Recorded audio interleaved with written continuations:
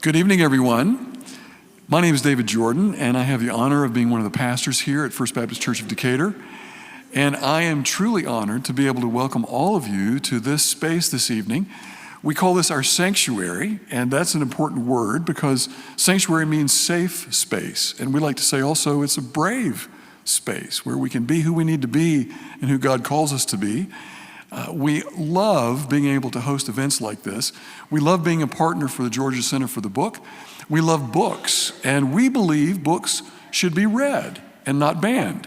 And so we're very glad that you're here, and we know that you share that same philosophy, that books are to expand our minds, to allow us to hear good stories, to use our imagination, and to hear about good people and good places that have enriched our lives.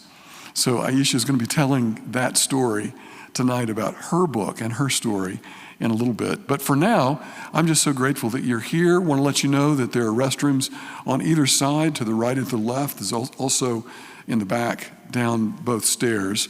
And we just hope that you feel welcomed and enjoy the time with us. We're so thankful that you chose to be here this evening, and we know that you will be enriched by being here. Thank you and welcome.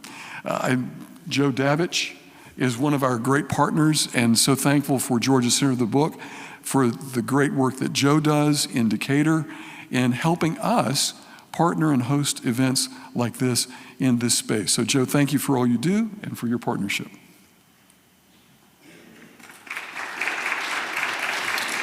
Thank you so much, David, and thank you to all of the folks here at the church. We've been doing events over here for about 16 years now, and to all of the volunteers, everybody working the soundboard, they just do a spectacular job, and we really couldn't do what we do without all of their help.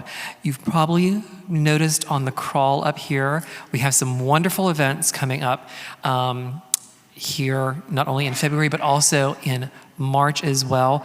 The day after Valentine's Day, treat yourself to a wonderful author reading and book signing. Sajika Johnson, House of Eve, going to be here to discuss that. She'll be in conversation with Decatur local reporter Nikki Salcedo, who always does a wonderful job when she helms the conversation for the night. Also, just forward thinking, coming in March, Maurice Ruffin is coming for his new book called The American Daughters, and you probably saw up there as well, Il-Yon Wu will be here to discuss Master, Slave, Husband, Wife. This is an unbelievably fascinating story that started here in Georgia. It is the story about an enslaved couple, and the wife could pass for white, so she dressed in men's clothing and pretended to be her husband's master in order to escape Georgia. It is fascinating. I read the entire book in one sitting, so feel free to come out to as many of these as you can. We will try and give you all a smile and a great presentation, but you can find all of our events on georgiacenterforthebook.org. So let me get to the important part this evening and introduce our two guests tonight. First, I'm going to introduce our moderator, because when I think of Atlanta and when I think of HBCUs, the name Dr. Beverly Tatum is the first name that I think of. She is the president emerita of Spelman College and is an award-winning psychologist widely known for her expertise on race relations and as a thought leader in higher education. Her 13 years as the president of Spelman College were marked by innovation and growth, and her visionary leadership was recognized in 2013 with a Carnegie Academic Leadership Award. She, of course, is the author of Why Are All the Black Kids Sitting Together in the Cafeteria? And Other Conversations in an Era of Resegregation. She will be discussing HBCU Made tonight with Ayesha Rascoe, who is the host of NPR's Weekend Edition Sunday. Yeah, we all know the voice, so if you feel like it, just put your head down and listen to the voice for a minute or two, and it'll click right in, I tell you. And the Saturday episodes of Up First. Prior to her role as a host, Rascoe was a White House correspondent. She covered 3 presidential administrations. As a part of the White House team, she was also a regular on NPR's Politics podcast. Before joining NPR, she spent the first decade of career at Reuters, rising from a news assistant to an energy reporter and to eventually covering the White House. Once again, I'd like to thank you all for showing up. I would like to thank you all for wearing all of your alumni garb.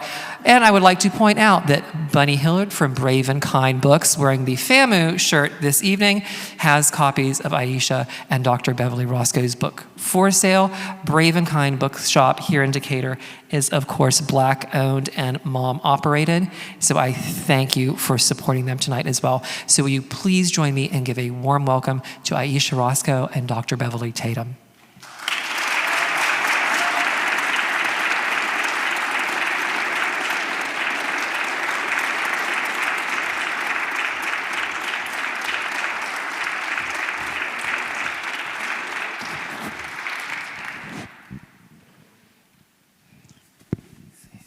Good evening, everyone. I am so pleased to be here to have this conversation with Ayesha Rascoe.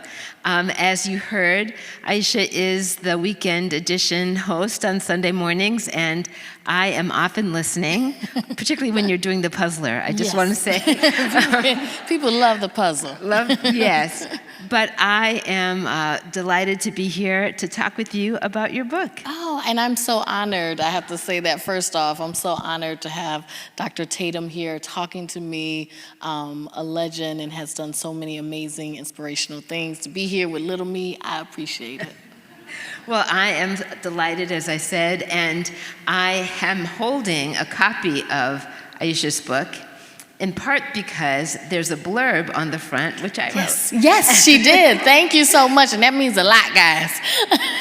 And I want to read it because I think it really, for those of you maybe who haven't yet had a chance to take a look at the book, I wrote, in response to reviewing an early copy, if you know firsthand the joy, the pride, and the promises fulfilled on an HBCU campus, you will smile in recognition. If you don't, this collection of essays is a wonderful introduction to that HBCU magic. Now, I know that there are people in this audience who know that magic firsthand, and I just want to ask, raise your hand if you are an alum or a parent of a current HBCU student. Yes, or maybe teach at an HBCU. I know there may be some faculty here. Yeah. All of this is to say, you know, you can't come to Atlanta No. and not encounter some folks from the AUC and beyond. Yeah. But I want to start with, and we're going to open the floor for some questions. We're going to have a conversation, and then there'll be an opportunity for audience questions. But I want to start by asking you about why you decided to write this book.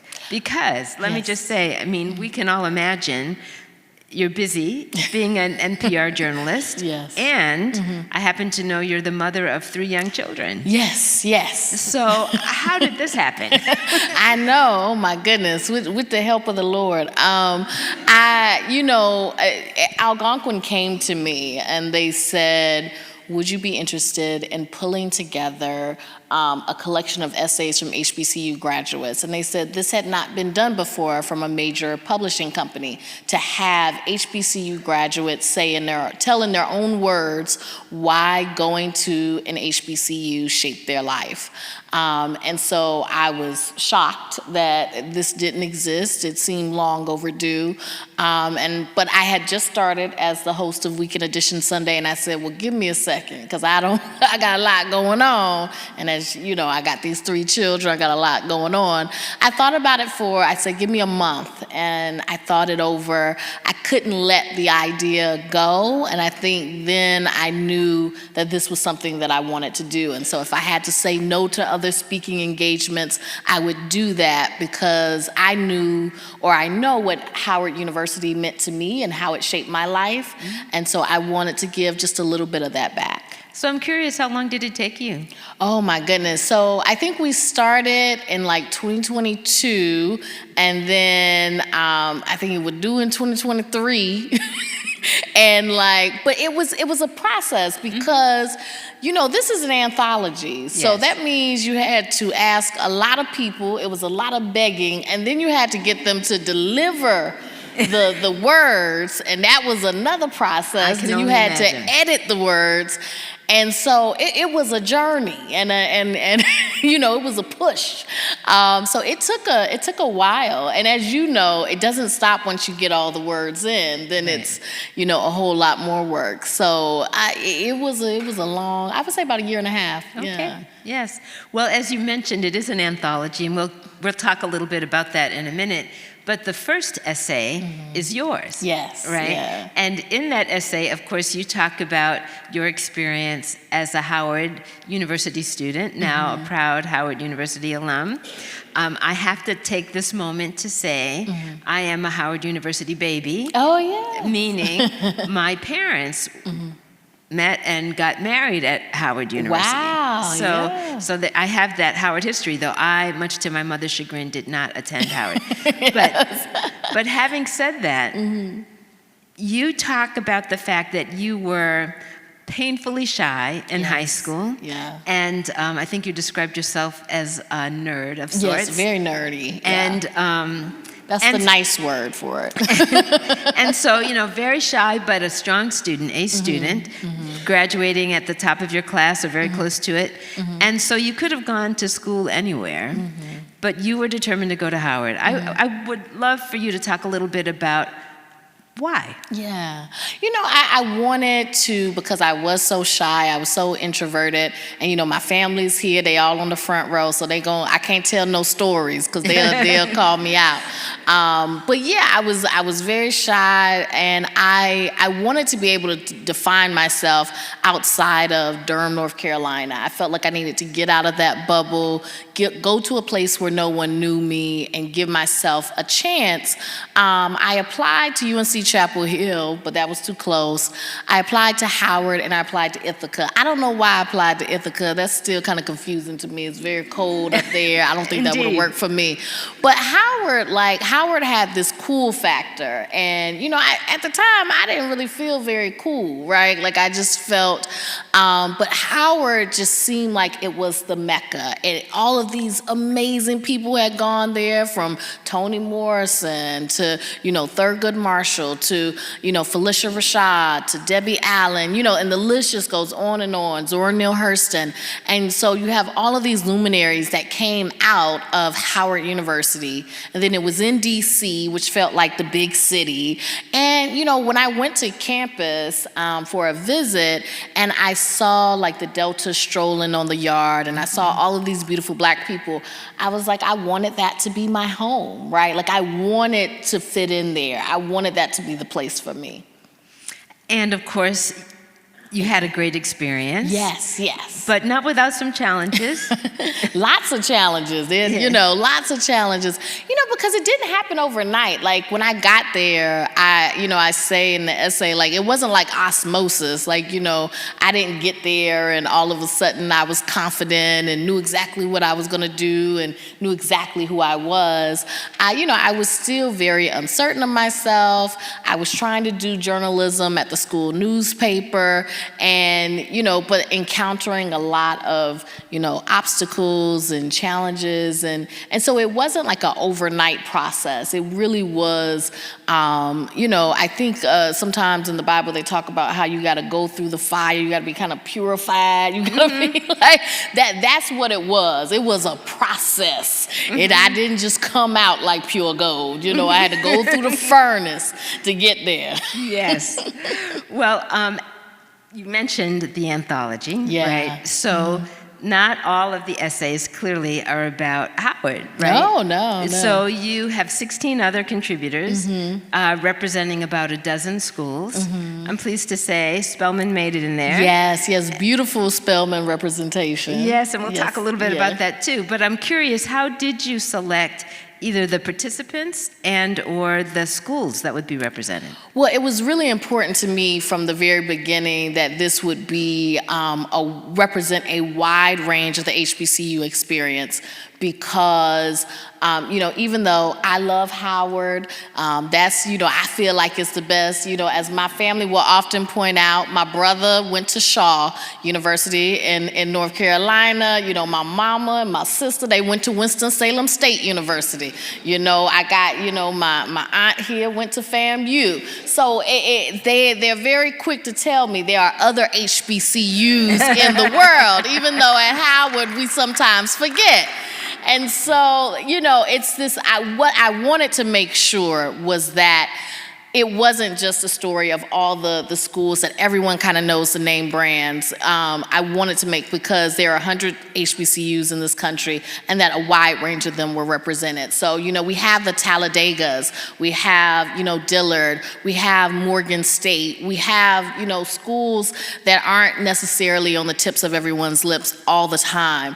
And I also wanted, a wide range of generations. I wanted some people maybe a little more seasoned. I wanted like some young people. The youngest person in the book went to Morehouse, Brandon Gilpin, an actor, and he graduated in 2021. So very new and, very new in experience. And I wanted people from different backgrounds. Some people are first generation college students. Others grew up on the college campus. Their parents were professors. And so I wanted like the wide range, the mix of experiences. And so were people quick to say yes when you asked? It depends, because, it's a lot to ask people to write 3,000 words, right? Like, in addition to whatever else they're doing in their life. I will say, Roy Wood Jr., who is in the book, and I love his essay, he was the very first person that I asked to write an essay. He said yes immediately. He was the first person to get his essay in. Now, he was upset because in the email, I did say HU, and he went to FAMU, and he texted me very quickly, and he said, don't ever tell me HU, Don't do that again. Yeah. But I will be forever grateful to Roy Wood Jr. because I asked him, he said yes immediately. And you can tell in reading the essay that his love for FAMU, that is not fake. That is totally all throughout him, and you can see it.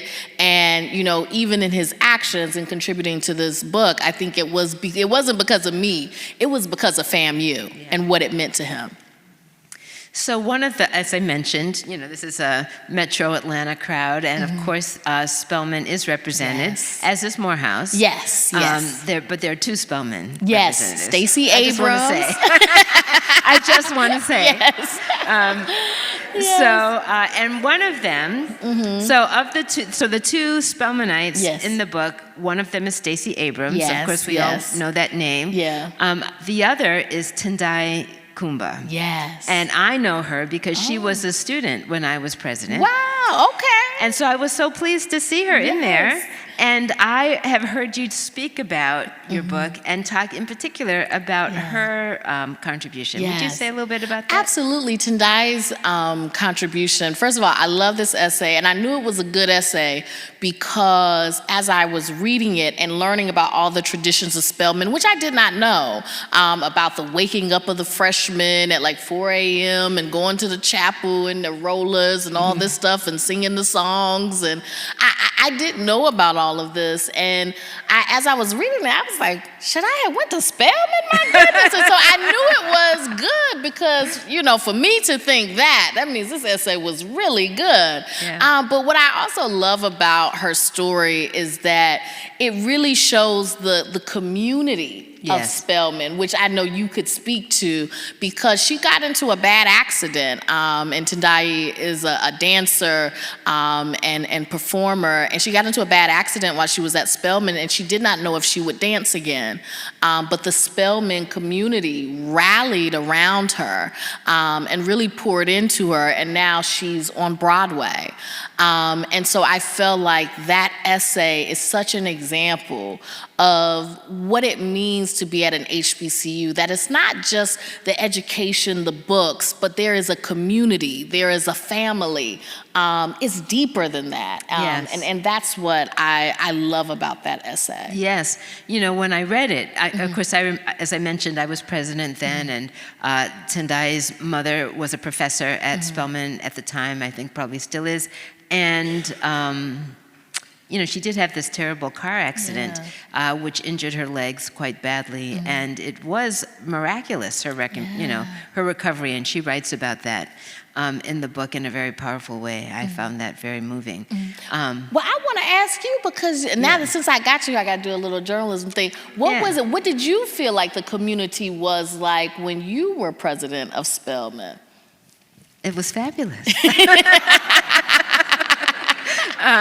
But let me just say, so I am, as I mentioned, my parents both went to Howard. My father, both of them educators. My father was teaching at Florida A&M when I was born. So I could say I was born at FAMU.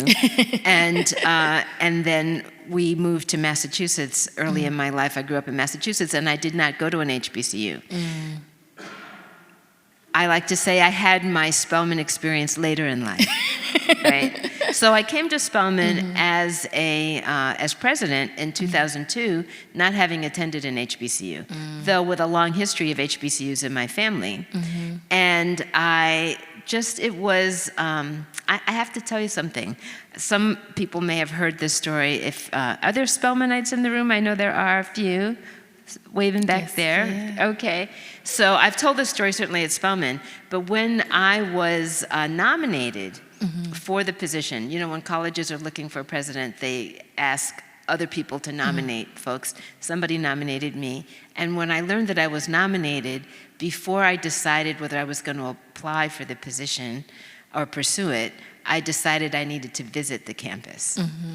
And I went to visit secretly. I didn't tell anybody I was coming. I just, flew to Atlanta. A friend picked me up. We walked around the campus in January, and it was 70 degrees. Let me just say that. And as I did that, it was a Friday afternoon, and it was warm and sunny, and the students were out enjoying themselves, and there was a lot of positive energy. I really felt that energy. And then I went to the admissions office, and I asked for a brochure. I just said, can I have one? And they gave me a brochure about the, admissions material. And on the back of the brochure, there was a picture of the chapel, Sisters Chapel, which is at the center of the campus, lit up at night. And on the back of that, underneath the picture, there was a description of the ways in which Spelman students are transformed by their educational experience. And it talked about, when you come here and you walk across the oval at graduation through the arch, alums will know what I mean by all that, you have become this person, who's ready to change the world. And there was a phrase in particular that really spoke to me, and the sentence really was, "This is your heritage and your calling." And when I read that, I thought, sign me up. Sign me up. It was just very powerful. And so when I came to Spelman, I could see how that experience was so transformative, not just for them, but for me too. It was just a really powerful experience to be there. And as people here know, I was there 13 years, and it was a long time to serve as president, but it was really a wonderful experience. No, I think that idea of the transformative nature of HBCUs, that you go in and you come out changed, and I think that the change is really you being able to figure out exactly who you are in a space that is not as bogged down by the racism and the discrimination, and you're not stepping into the room and immediately have to say, I didn't sneak in through the back door, I belong here, constantly. And especially I would imagine at a place like Spelman, as Black women, being the people who are being heard and listened to, and also seen as the authority, right? And it's not some strange thing, but it is the norm. I think that would have to be a huge experience. I used to say to prospective students when they came to visit with their parents, if you think about where you want to go to school, there are many colleges and universities in the country where you can get an education that will do positive things for you. But there are very few places a young black woman of African descent can say, maybe really only 2 places, where a young black woman can say, this place was built for me. The other one being Bennett College for Women. And so to be able to come and know that everything that's being offered was designed with you in mind is a very, very powerful experience. So let me ask you something. Speaking of which, so you have 3 kids. I have 3 kids, yes. Where are they going to college? I told them, I feel like if I press them too much, they are 10, 7, and 6, so we have a little while. I feel like if I press them too much, they will be like, they don't want to do it, right? Because whatever I say now is not the cool thing. But my hope is that they will consider and think about it. I do think it's important that whatever school you go to, that it's in your heart to do it, right? And so my hope is that they will consider it, but I feel like if I push it too much, they'll be like, mama. So I want to just, sprinkle it into their subconscious. Well, I want to say I think that's wise. One of the things that I experienced as president, a lot of Spelman alums would come back for a reunion, bring their daughters with them, or, nieces, family members, with the clear intention of planting that seed. And some of them were disappointed, right, down the road when they made other choices. Those children made other choices. But I do think exposure does help. I think so. Exposure So does just help. give a little, fairy dust, a little, like something, like think about it. Yes. So one of the things that is happening today, I want to talk about the surge in applications that HBCUs have been experiencing.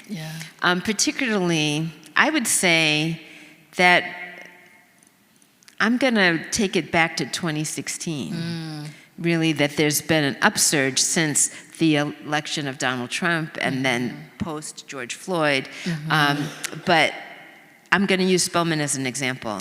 In 2000, so Spelman has a goal of admitting, it's a population of about 2,100 students. So the goal is to admit somewhere between 550 in any given year. And when I started in 2002, they were averaging 3,000 applications a year, which is typical for women's colleges in the United States. Last year, they had 15,000 applications. Wow. That number has grown steadily. Yeah. And so, and this year, I happen to know that this year, the entering class was 700 students. Wow. Much bigger than typical. So I'm just curious, and you've been working on the book, to what would you attribute that kind of surge? I think that it's a number of things, right? And this is not, this is based on just kind of talking to people and things in my own little, so it's not, I won't say that this is research based, so you would have to test these hypotheses out.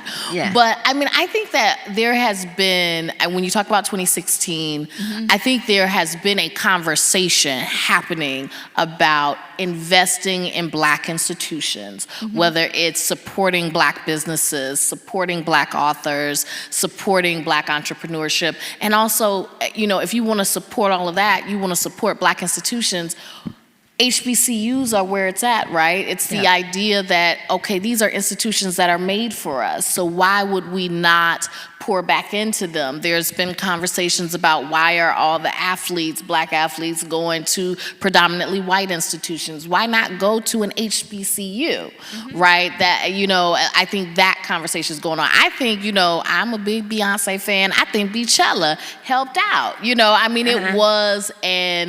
It was this huge figure showing the homecoming experience, the majorettes, dancing, that whole thing, and using all of that, all of that decor and, all of that, and bringing it in such a regal nature, I think that played a role. I think when you're talking about Deion Sanders going to Jackson State and you see all of these people going there, I mean, I think you even look at, Angelina Jolie's daughter is right now, she is at Spelman and just crossed at, so I think that you see that there is, Angelina Jolie's daughter could have gone anywhere, but she's going to Spelman. I think that, but particularly, I think after George Floyd, this racial reckoning, there was talk of that. And then you have the Vice President of the United States,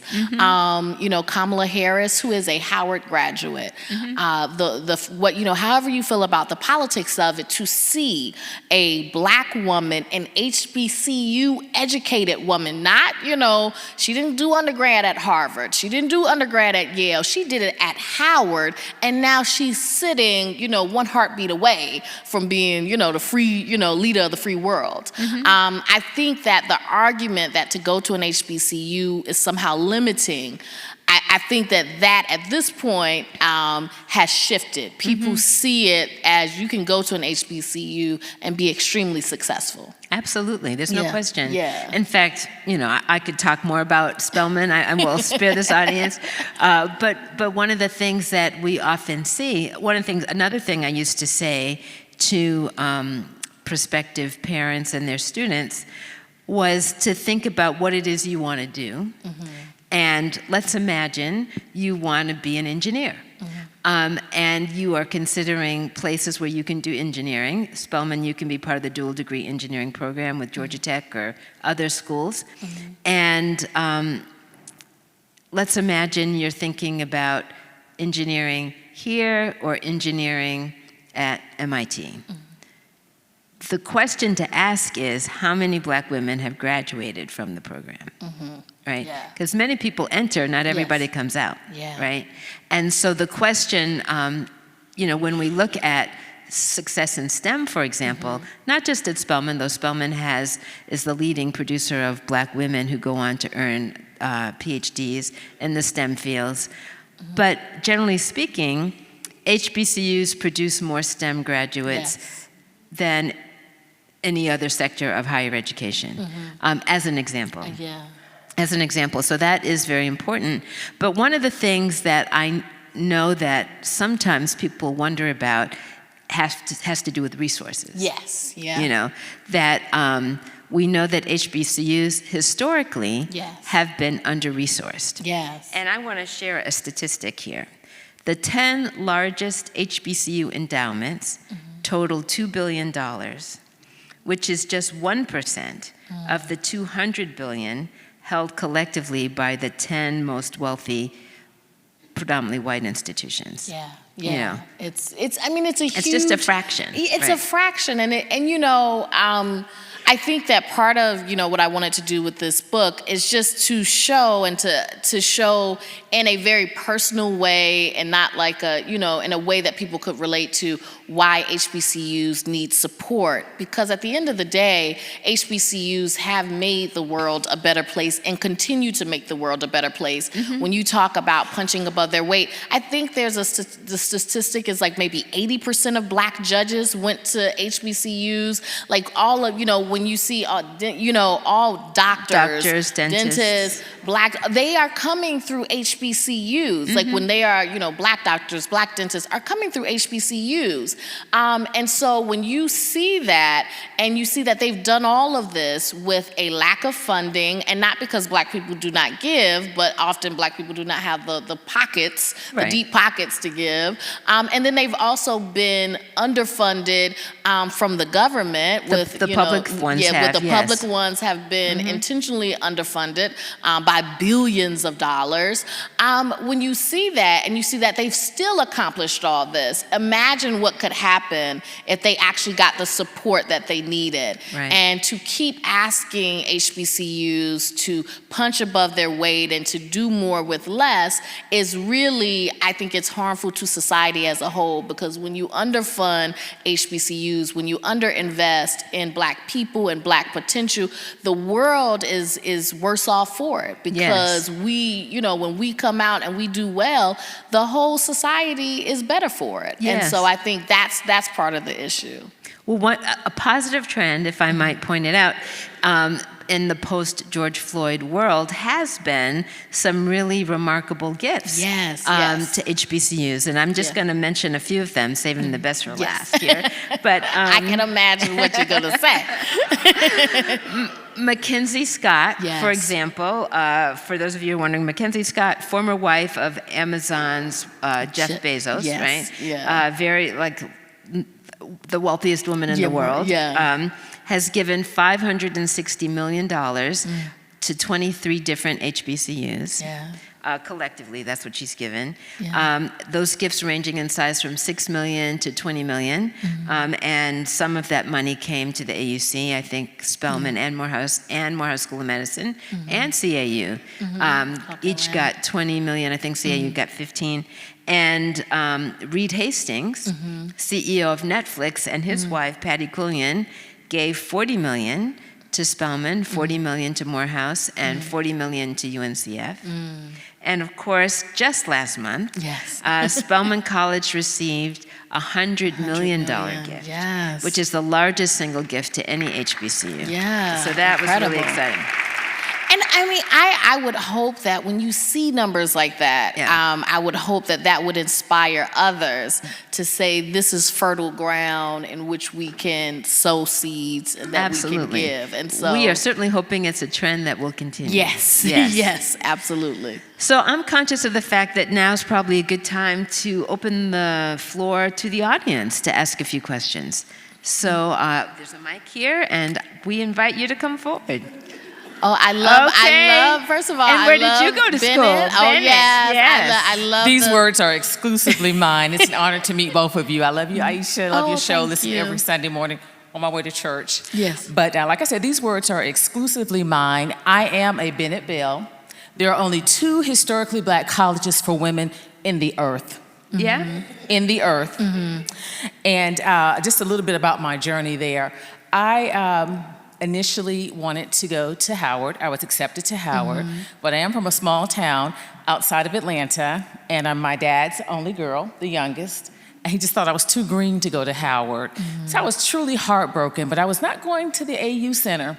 Coming from a predominantly white high school in a small town outside of Atlanta, literally there were 10 to 12 persons from my high school at the AU Center in each class. So why would I go to the AU Center? So I was accepted at Howard and Furman. And my high school mentor, she would be called a mentor now, she was my next door neighbor. She went to Fort Valley. She was my math teacher. And she knew my father. So she was like, well, Wanda, you don't want to go to the AU Center. My sister went to Bennett College in Greensboro. It's an all-women's college, HBCU. I think your father would, allow you to go there. And I can just honestly stand here and say that that was one of the best ordered steps in my life. The sisterhood, you can't beat it. There were Black women that looked like me from all over the country, all over the world. We had late midnight conversations. We were learning together. It was a community. And with that being said, I just want to say, and I use this analogy all the time so people can really understand what I'm saying. There are only 2 historically Black colleges for women in the earth. And Spelman is sort of like Cinderella, and we're sort of like Cinderella, working before the ball. And Spelman is like, we're doing the chores, we're trying to stay here. We're doing the best we can. And then we see Spelman, after the ball with the prince and all the amenities. And I love my Spelman sisters. When I go to homecoming and they'll have on their Spelman, oh, my mama went to Bennett. I said, so this t-shirt is just teenage rebellion manifested, right? Oh, okay, I got you. But I said all that to say, how can we help each other to sustain? Now, Shaw, Morris Brown, they came back, and that was truly a great feat. But there are only 2 historically Black colleges for women in the earth. So how do we, Bennett should never close. It should never close. And, like I said, these words are mine, but we didn't get any of the George Floyd money. We didn't get any of those donations, after that happened. And I was really heartbroken. So I'm here talking, and, if you went to the HBCU, sometimes things can get unrattled. But how do we come together to at least save some of the private HBCUs? How can we work together? I actually have a response to your question, your comment, or it's just a sharing of information, which I think you might find encouraging, because UNCF represents the private HBCUs, right? They're publicly funded, state-sponsored HBCUs, underfunded still, but state, eligible for state funds. And then there are the private ones. There are about 40 private ones, and Bennett is one of the 40. And UNCF just received a gift of $100 million, which, as I understand it, is to be shared with all of the member institutions. So that will be an infusion and give some visibility. But I do think it's harder for the smaller schools, less name recognition, to get the attention. But I am going to say this, and this is, wearing my used to be a president hat. Alum support is critical. Yes, it is. Because if you don't have a high level of alum support, and I don't know what it is at Bennett, but if you don't... It is. But if you don't have a high level of annual giving, even if it's not large dollars, but a high percentage, it's hard to go to other people to say, support our institutions. And I think that's one of the places, in my observation, that HBCU leadership really has to focus. Because, it can take a lot of time and energy to get a first-time giver to give you $100. And yet you need that first-time giver to give you that $100, and you need to work on it, because that 100 is going to turn later into 500, into 1,000. It's going to grow over the life of that giver. But also, foundation support, corporate support will ask you, as president, many people would say, what percentage of your alums are supporting the institution? Now, I will tell you, nationally, this is not about HBCUs, nationally, that answer is 30%. Colleges and universities, predominantly white ones, all of them together, on average, only 30% of their graduates are supporting them on an annual basis. But there's some HBCUs, the number is significantly lower than that. And trying to get, that was one of my goals as president, was to get our number well above that, which we worked on very hard. I think that that's part of like the idea of spotlighting a wide range of colleges. And this is just like a small piece of it, but I think just having these conversations and making sure that people are aware that there are a lot of HBCUs. There are the Bennetts of, and that they play a unique role. Like this is, as you said, there are only 2 historically Black colleges for women. And like, so to continue to shine that spotlight and to do that work, I do think is so important. Like HBCU, I met my Spelman sister and my Kojic sister. Yes, absolutely, absolutely. Thank you. Yes. Okay, another question. Hi. Or comment. Hi. Feel free to adjust. It's okay. I'm too short. Yes. Hi. It's an honor to be in the presence of you guys for this conversation. Ms. Rascoe, I'm a NPR politics fan, and so I know you from there. And I feel very inspired by the way that, there's a segment called "What's Making You Happy This Week," and you always bring your full self to that, whether it's your faith or your culture, or like when Meg Thee Stallion and Cardi B. We did that. I did talk about that. And you just we're very open about that. And I just wonder for both of you, do you feel like being HBCU Made plays a role in your confidence and ability to bring your full self into every room you walk into? Oh, thank you so much. I mean, I think for me, and I think I talk about this in the book, I mean, I think that, it didn't happen overnight, but I think that there were seeds that were planted in me at Howard University that gave me the confidence to know my worth, to know my value, and to know that, I could step into a room and be myself, and that was enough. And so I think that it did not happen overnight, but I think that what you saw on NPR Politics Podcast, what you see on Weekend Edition Sunday, is you are seeing the fruits of seeds that were planted at Howard University. And so that's what I would say. And what do you say? Well, I didn't attend an Yes. HBCU, and I was,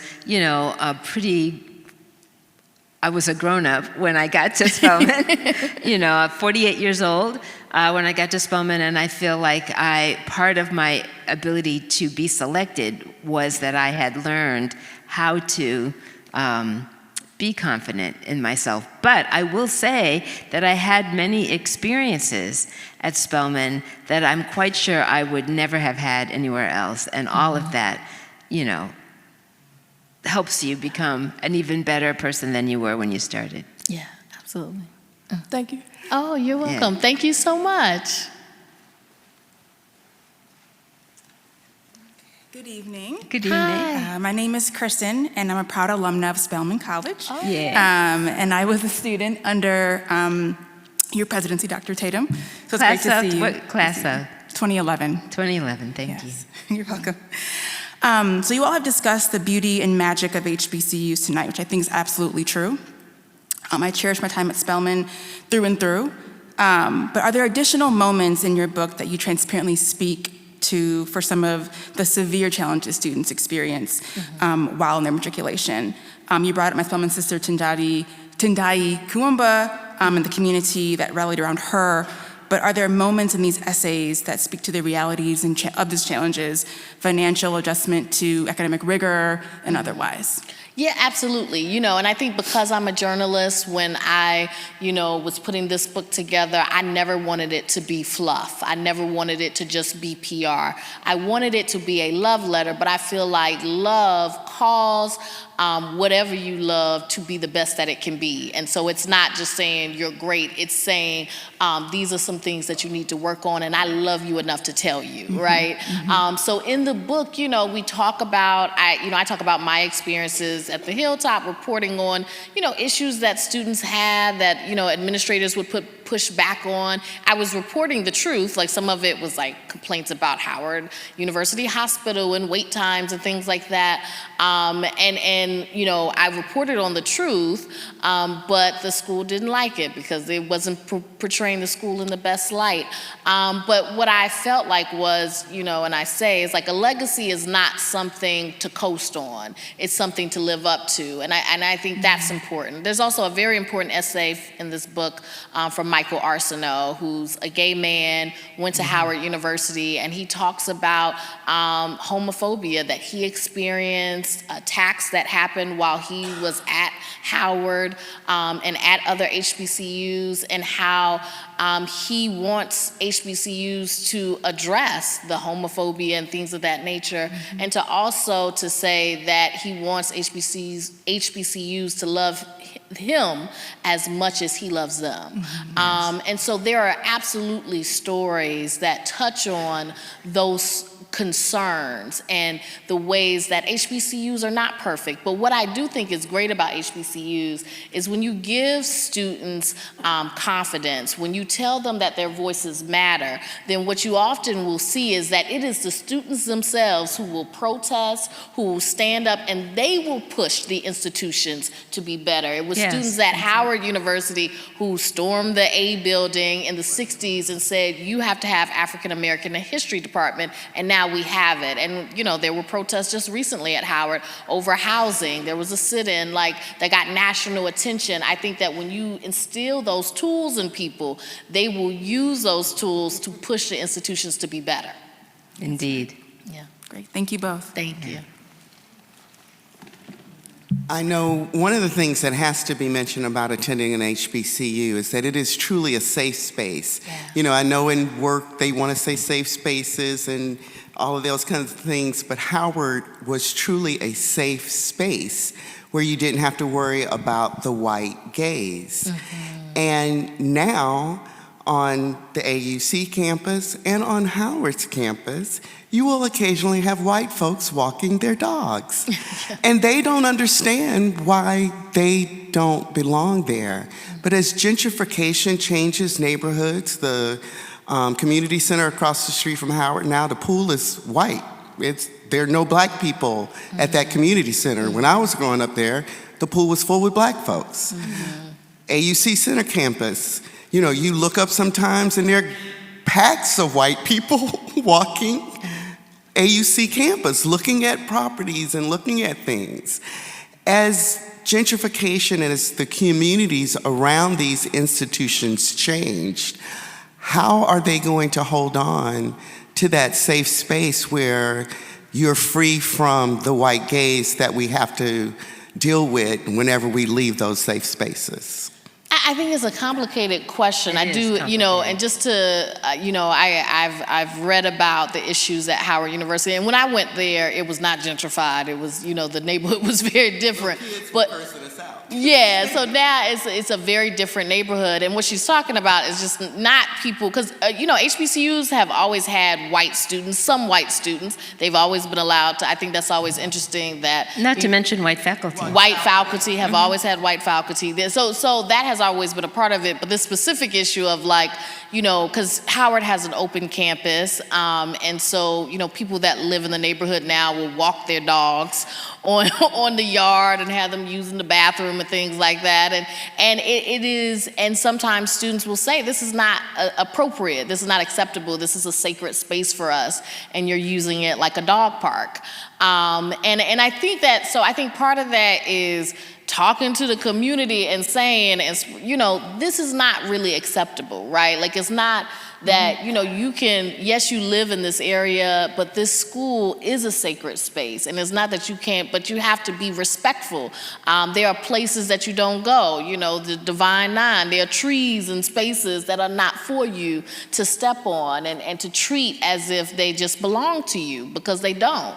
And I think that's part of an education. And I think that these schools, the culture is so strong. I'm not worried about that, especially for a school like Howard or Spelman or these schools. The culture is so ingrained, but I do think that maybe there has to be conversations and dialogue with the outside communities so that there's a greater understanding, and that if people have a knowledge of what is acceptable and what is not, that they will try to respect that. Yeah. One of the things I wanted to say in the context of your question is just about community development, broadly defined. Because, you know, when I came to Spelman in 2002, one of our goals strategically was to work on improving the neighborhood. You know, investing in the neighborhood, providing resources, working with the schools in the neighborhood. And I think many HBCUs have some kind of community engagement. But at the same time, one of the things I came to understand in my role as president was how difficult that was to do with limited resources. Since retiring from Spelman, I've been serving for the last 9 years on the board of the Westside Future Fund, and just recently stepped down as board chair. And one of the goals of the Westside Future Fund has been, and I'm sure you know, the Spelman sits on the west side of Atlanta. One of the goals has been to develop without displacement, right? So that, you know, gentrification typically means that the local residents are displaced as property values rise because they can't afford to live there anymore. Rents have gone up, property taxes have gone up, and one of the things I'm very proud of relative to the work of the Westside Future Fund is one of the first things we did was to create something called the Anti-Tax Displacement Fund. I mean, the Anti-Displacement Tax Fund, which essentially provides funding to the seniors or longtime residents of the neighborhood who are at risk of losing their property because they can't afford the rising property taxes. Taxes, yeah. This fund basically will cover the gap between today's taxes and the future taxes for anyone below a certain income level. And that has been really helpful to help people remain in their neighborhood. That's just one example. But that intentionality, you know, there's room for others to come. And it's not, and I think residents of the neighborhoods would say, you know, other people are welcome, just don't push us out. Yeah. And that is part of the challenge. And I know that that's part of what has happened around Howard, that people have been pushed out. And that's part of the challenge. Yes. Yeah. Okay, we have room for two more, we're told. Yes. Yes, go for Another, it. another bison. HU. You know. Hello, Dr. Tatum. Good to see you. Nice to see you as well. Hello, Ayesha. Nice to see you in person. Yes. I worked at Spelman for almost 14 years, and I am a proud Bison Howard alum. But it's funny, the longer I was there, the more I was like, had the same thought that you had, like, did I miss something by not going to Spelman? But I'm from Metro Atlanta, and I was just nowhere I was gonna stay here. There was a paper that I read maybe about, I don't know, 10 years into my 13-year career there, and it was by Dr. Kimberly Williams, and I can't remember the name of the paper, but basically what it did was, it talked about how faculty empower women, particularly women in STEM. And one of the ways that happens, it was called the Crooked Road or something like that. One of the ways that happens is that they look at the background of Black women as a positive and not as a negative, so that they're seen as empowered because of who they are.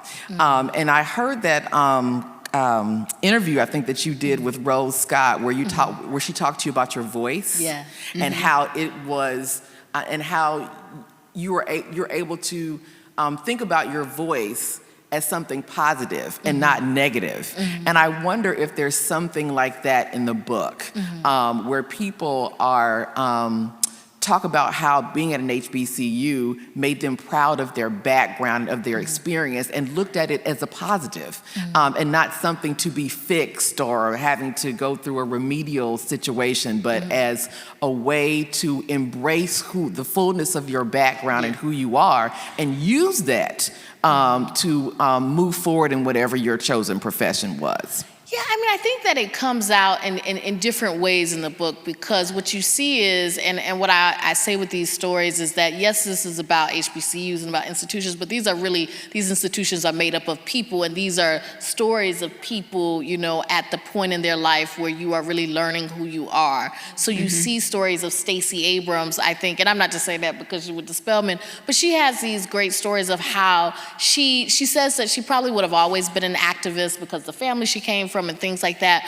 But at Spelman, that passion was taken and nurtured and guided, right? That she always, you know, she was storming the Board of Trustees meetings and things like, and they allowed her to sit down and give her conversation. And, you know, when she complained about the area around the school, it was a professor who told her to go to city council meetings and to, you know, to see what was going on for herself. I think so she was guided in her passions and her activism. And she says, you know, I could have gone someplace else and I probably would have done some stuff, but I wouldn't have been nurtured in the same way. I wouldn't have been guided. It may have been more all over the place. But here, there was a guidance to that passion. And I think that's a good example. But I think it comes out throughout the book in these stories of really people coming of age. Yes. Yeah. And yes. And this looks like our last question. Yes, our last question. Hi, my name is Jamaica Whitaker, and I just want to say that Dr. Tatum, I'm so honored to see you today. I attended Spelman from 2006 to 2009. I was a UNCF Gates Millennium Scholar, and I had an awesome time. And I just want to talk about some of the things that I appreciated about that HBCU experience.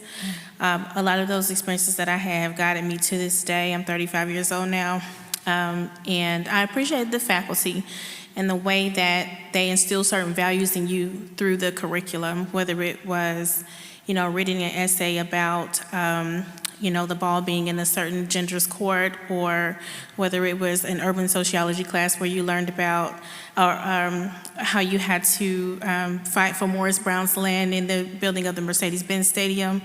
So it's just a lot of different things that I learned from different professors, white, black, and Asian. Everybody seemed to just really care. One thing you said in freshman experience 2006, so sometimes Spelman, while it's a sisterhood, can be much of a big sorority, but you said something that still sticks with me today. I quote you all the time. You said, walk with dignity and not arrogance. And those words have guided me all these years. And I just want to say thank you. Thank you for your book and your anthology. I haven't read it, but I'm going to. Oh, yeah, and I just hope you guys continue to be the great people that you are. Thank you so much. Thank you so much. Very meaningful.